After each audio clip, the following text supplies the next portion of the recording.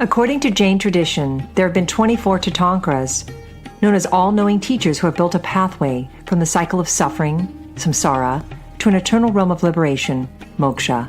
The last Tirthankara is the most famous and is regarded by some as the founder of the Jain religion. His name was Mahavira, meaning great hero, and he lived from 599 to 527 BCE. The Western scholars place his birth and death within the 5th century proper. There is much uncertainty surrounding his life and work, and it's difficult to know for certain which details are historically accurate and which are merely the result of hagiography accredited over time. His story, nevertheless, is a fascinating one and says much about his influence. According to Jain legend, Mahavira first occupied the womb of a pious Brahmin named Devanata. Because she had wondrous dreams, she and her husband knew that this was a special child. However, in a strange twist of fate, orchestrated by the god Indra, Mahavira was switched over to another woman named Trisala, who was the queen of the Kshatriya caste. Interestingly, her original child, a baby girl, was switched over to Devanata. So sweet was this baby Mahavira in the womb that he didn't move so as not to cause injury or pain to his birth mother, but this caused some fear in her because he was so still. When Mahavira was born, the universe rejoiced, and he was honored by gods, goddesses, and angelic beings. Indra struck a divine bell so all can worship this radiant child. Indra was so pleased by the appearance of Mahavira that he lifted the child upwards to heaven so he could be righteously honored. While in heaven, there was a festival where he was bathed and adorned. When Mahavira returns back to the earthly kingdom of his father, everybody rejoices because everybody experiences great wealth and fortune. Because of this, they named him Vardhanama, which means prosperous. As a young boy, Mahavira was playing a game of tag with his childhood companions when a large cobra tried to attack, but Mahavira flung the hissing snake away from the boys and away from harm.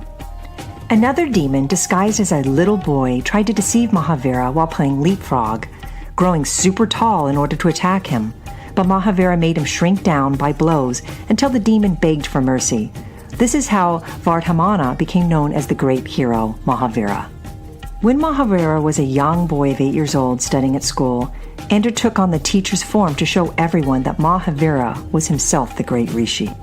Mahavira grew up as a young, handsome man, but he refused to participate in hunting, since he believed that we should all treat others as we wish to be treated ourselves. Mahavira honored his parents' wishes and got married to Yashoda and had one daughter named Priya Darshana. After his parents died, at 28 years old, Mahavira sought to renounce the world and to seek enlightenment. To do such, he asked permission from his brother, Nartavadata. Mahavira explained to his family and kingdom that he must follow a higher destiny than merely storing worldly riches. As Mahavira got ready to renounce his kingdom and prepare for renunciation, he opened up the palace doors and gave everything away. After his sacred bath, Mahavira was carried out on a beautiful carriage in a parade through the town.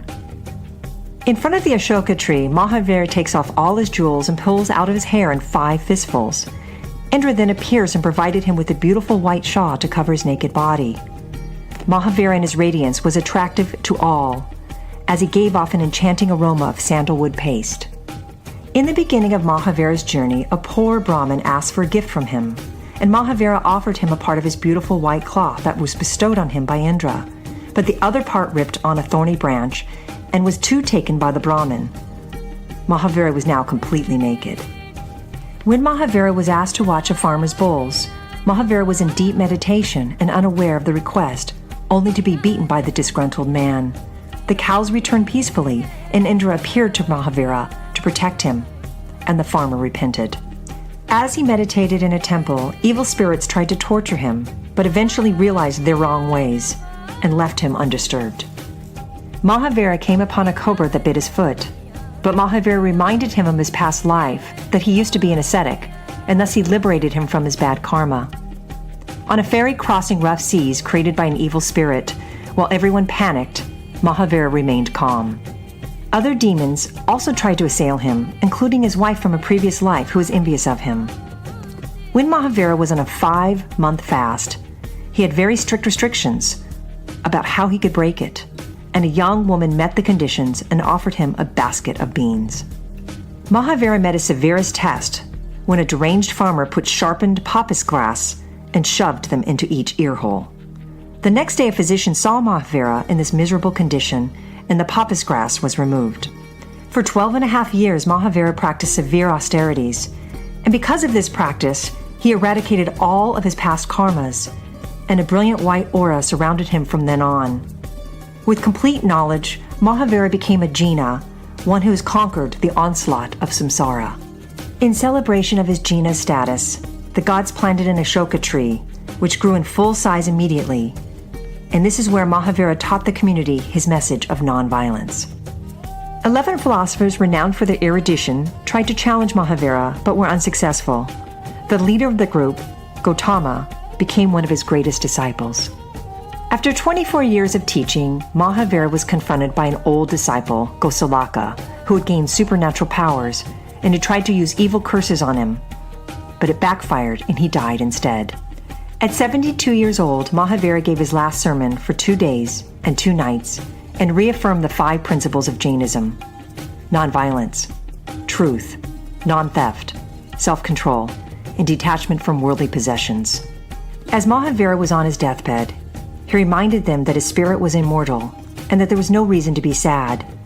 He died in the year 527 BCE. Gautama cried at the death of his master Mahavira, but remembered that he should not be attached to the body of his beloved teacher, and immediately became enlightened himself and continued the teachings of Mahavira.